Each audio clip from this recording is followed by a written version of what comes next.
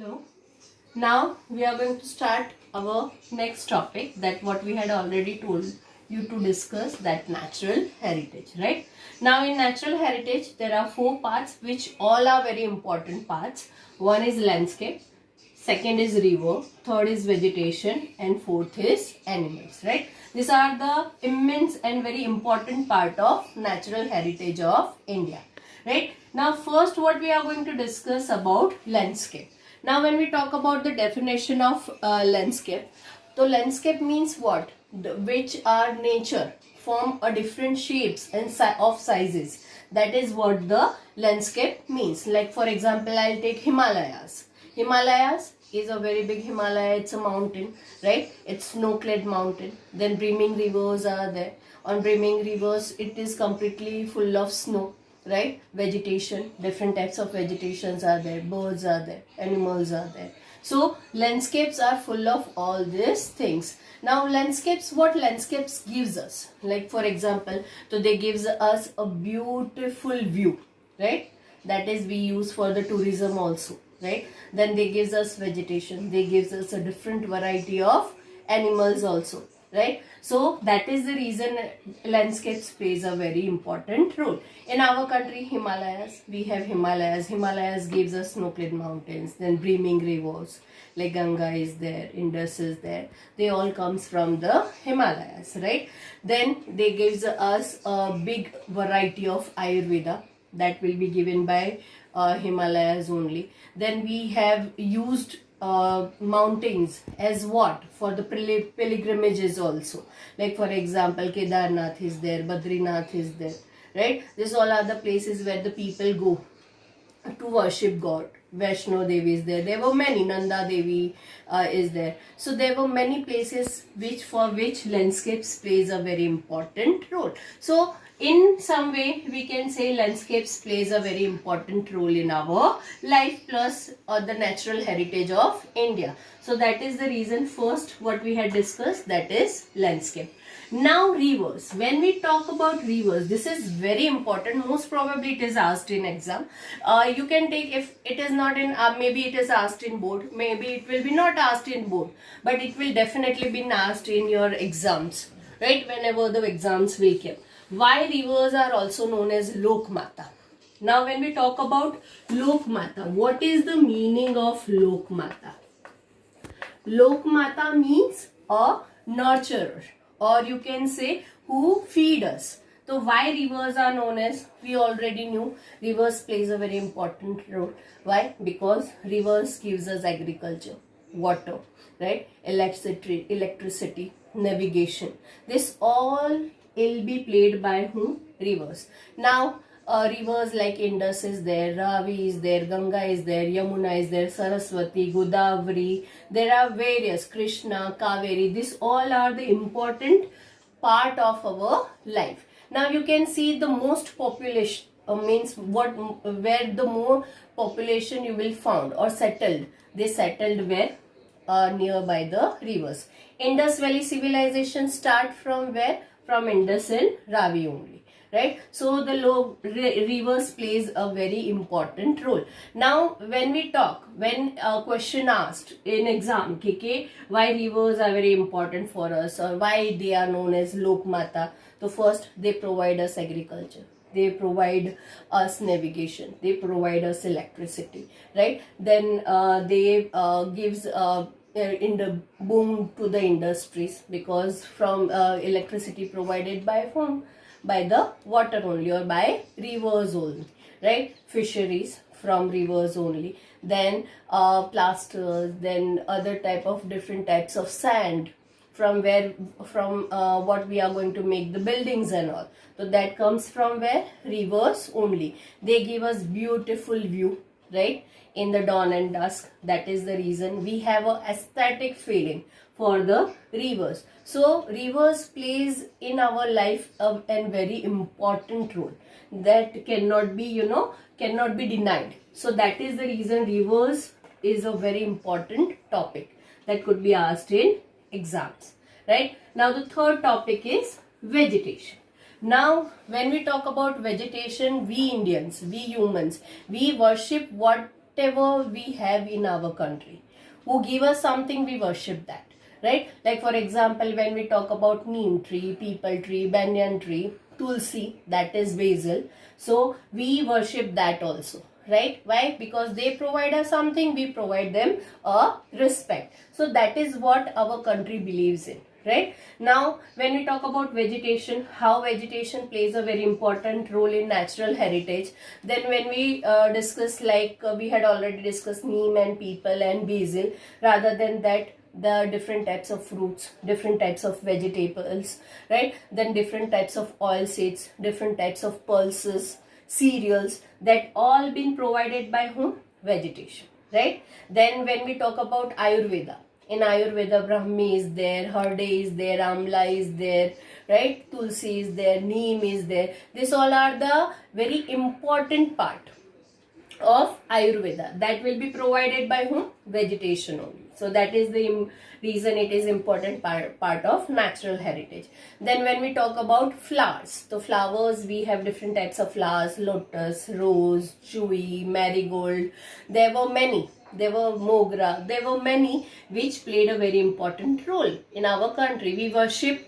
We use the flowers for worshipping also, and for other purposes also. So in this way we can say vegetation plays a very important role in the natural heritage. Now very important part, that is animal. Animals are a very important part of our ecosystem that we had already discussed in previous chapters in 9th and 8th standard. We knew that. But animals, when we talk about, so we have a variety of animals because of the physical features. We have different physical features in India, right? We have we have mountains, we have rivers, we have plains, plateaus. So different types of animals are found in our country. Now when we talk about animals, then tiger, we have lion, we have rhino, we have elephants, we have fox, snakes, different types of snakes, alligators, crocodile, many fishes, different type of fishes are also found in our country. So when we talk about reptiles, animals, amphibians, everything we will found in our country, right? Now when we talk about animals, how we respect our animals, so you know that we have like for example, we have connected them with gods also. Like every god is having a different type of vehicle which is of animal.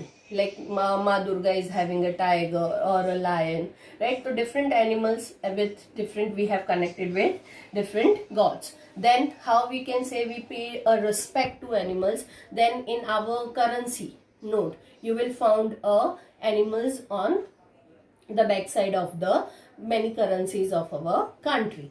Then the third part, when we say that we really respect our animals, right? These are the ways how we respect our animals. Then a very important part, that Asiatic lion, what we found in Gir forest, that is not found in any part of the world. That is found only in our country, in Gujarat. So this is also this is also a thing of proud, that has been found, Asiatic lion found in our Gujarat only. So this all are natural heritage, landscape, rivers, vegetation, animals. This all are the important part of our natural heritage, and it's a very important topic, especially Lokmata and animals. Now our next topic is cultural heritage. What we had discussed in natural heritage, that natural heritage is what that has been created by nature. Now cultural heritage means what? Cultural heritage means, here the definition is given, whatever is received or created by humans with tact. Tact means there are different types of techniques, right? Wisdom means by their intelligence, right? Then art and skills, called cultural heritage. Means this four things plays a very important role: tact, wisdom, art and skills. When we accumulate all these things, that means a cultural heritage. Like for example, we take example of Taj Mahal. The Taj Mahal is very beautiful. It's a seven wonder of the world, right? Now, there everything has been used. Tact is used, wisdom is used, art is used, and skills. And from that we get the seventh wonder of, means one of the seven wonder of the world. That is Taj Mahal. So that is a cultural heritage of India. So that is anything which has been created by humans. That is what the cultural heritage is. Now, cultural heritage includes many things. Like for example, stupas are there, buildings are there, right? Temples are there, gates are there. There were many. That's what we are going to discuss later. So that is what the cultural heritage. Now, cultural heritage is not thing that has been made by humans only. There were many tribes. They came from outside of our country. They get into our country. They come into our country. They have used their tax, wisdom, art and skills. We mingled with them. We learned from them, right? Like for example, there were many tribes, many comes to our country who plays a very important role, like Mughals are there, Britishers are there, right? French are there, then Aryans are there, Kshatraps are there, Huns are there. There were many who came to our country. They mingled with our culture, right? And because of the amalgamation, we have a very rich cultural heritage, right? Now here what we are going to discuss cultural heritage, and we are discussing cultural heritage. So how we cannot talk about prehistoric period. That is a very immense and important part of our cultural heritage. Now when we talk about cultural heritage, it is our cultural heritage is 5,000 year old, right? Many architecture, many sculptures were found which were 5,000 year old.